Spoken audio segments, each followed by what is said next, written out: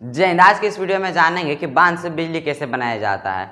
तो इसमें दो चीज़ समझना काफ़ी जरूरी है कि आखिर ये बांध बनाया कैसे जाता है और बांध के पानी से टरबाइन को कैसे नचाया जाता है और टरबाइन को नचाकर बिजली कैसे पैदा किया जाता है। तो देखिए, बांध तो सबसे ज़्यादा पहाड़ी इलाके में बनाया जाता है। तो पहाड़ तो सभी जगह एक जैसे होते ही नहीं है, पहाड़ को तो तोड़ना पड़ता है। तो पहाड़ को तोड़ने के लिए काफ़ी बड़े बड़े मशीनों का उपयोग किया जाता है और पहाड़ को तोड़ने के लिए कभी कभी तो डायनामाइट का भी प्रयोग करना पड़ता है। तो पहाड़ को तोड़ने का मुख्य उद्देश्य यह है कि बांध की दीवार के पीछे घाटी के साथ साथ एक बहुत बड़ा रिजर्वायर यानी कि एक बहुत बड़ा एक झील के लिए बड़ी जगह भी बन जाए और फिर पहाड़ों के टूटे छोटे छोटे पत्थरों को मजदूर और बड़े बड़े गाड़ियां इन पत्थरों को हटाते हैं और फिर पत्थरों को हटाने के बाद कंक्रीट और सीलियों का उपयोग करके रिजर्वायर का सतह बनाया जाता है और फिर धीरे धीरे इसी तरह काम करके पूरे बांध को बनाया जाता है और बांध के मुख्य दीवार के पास ही टरबाइन और जनरेटर को लगाया जाता है। और फिर ये देखिए, ये पूरा बांध बना हुआ है और धीरे धीरे बारिश होने के बाद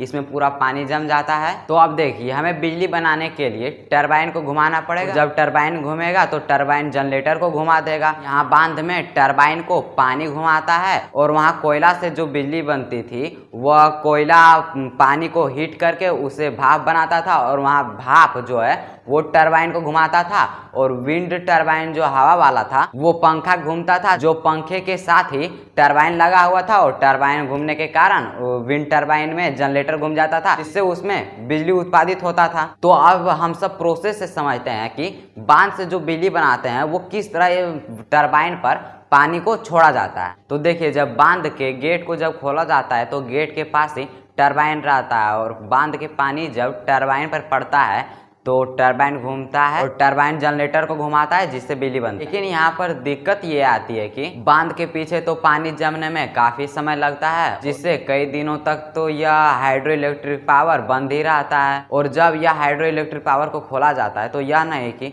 ये 1-2 महीना तक खुला रहेगा, ये कुछ ही समय तक खुलता है और इतने समय में ही इलेक्ट्रिसिटी को उत्पादित किया जाता है। तो देखिए, यदि हम बांध के पानी को खोलेंगे तो बांध का पानी काफी ज़्यादा बाहर निकल जाएगा या फिर कुछ ही। तो देखिए, इसे समझने के लिए हम ये डायग्राम का प्रयोग करते हैं। तो देखिए, पहाड़ी के ऊपर ये डैम बना दिया जाता है और डैम के कुछ नीचे पावर हाउस बनाया जाता है जहां जनरेटर और टरबाइन वगैरह लगे हुए रहते हैं, जिससे बिजली उत्पादित होता है। डैम और टरबाइन के बीच एक पाइप लगा हुआ होता है जिसे पेन स्टॉक या फिर प्रेशर टनल कहते हैं। और यदि इसके ऊपर में देखें तो सर्ज टैंक लगा हुआ है और इसके बगल में ही लगा है वाल्व हाउस। ये वाल्व हाउस जो है, इससे पानी के फ्लो को तेज या फिर स्लो किया जाता है। और वाल्व हाउस के आगे लगा हुआ है पेन स्टॉक पाइप, जो कि ऊपर से डैम और टरबाइन के बीच के कनेक्शन को बनाए रखता है और टरबाइन के ब्लेड को हाई प्रेशर वाटर सप्लाई देता है। और पेन स्टॉक के आगे लगा होता है टरबाइन और यह टरबाइन को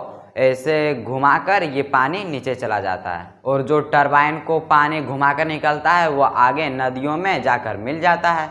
और आप वाल्व हाउस के ऊपर देखिए तो ये सर्ग टैंक जो है, इसमें पानी कुछ रखा जाता है। जब पानी कम होता है तो इससे ही पानी लिया जाता है या फिर पानी ज़्यादा होता है तो इसमें कुछ स्टॉक कर दिया जाता है। तो देखिए, इतना सारा जो झंझट है वो सिर्फ टरबाइन को घुमाने के लिए। यदि टरबाइन घूम जाता है तो टरबाइन में ही जुड़ा होता है जनरेटर और जनरेटर के द्वारा तो बिजली उत्पादित हो ही जाता है। तो इसके पिछले वीडियो में जाने थे हम कि कोयला से बिजली कैसे बनता है और विंड टरबाइन से बिजली कैसे बनता है। तो यदि इन दोनों वीडियो आप नहीं देखें तो नीचे डिस्क्रिप्शन में मैं लिंक दे दूंगा, आप सब जरूर जाकर देखें। तो देखिए, जब बांध को बनाया जाता है तो इसमें कुछ घटा भी होते हैं, जैसे पीछे का बहुत ही अत्यधिक जमीन जलमग्न हो जाता है और पीछे का यदि कोई वन होता है तो वहाँ के सारे पेड़ों वगैरह को काटना पड़ता है, तो इससे कुछ घटा भी होता है। लेकिन यदि एक बार बांध बना दिया जाता है तो कई सालों तक इससे हम बिजली उत्पादित करते हैं। तो अब हम अगले वीडियो में जानेंगे कि न्यूक्लियर पावर प्लांट से बिजली आखिर कैसे बनाया जाता है।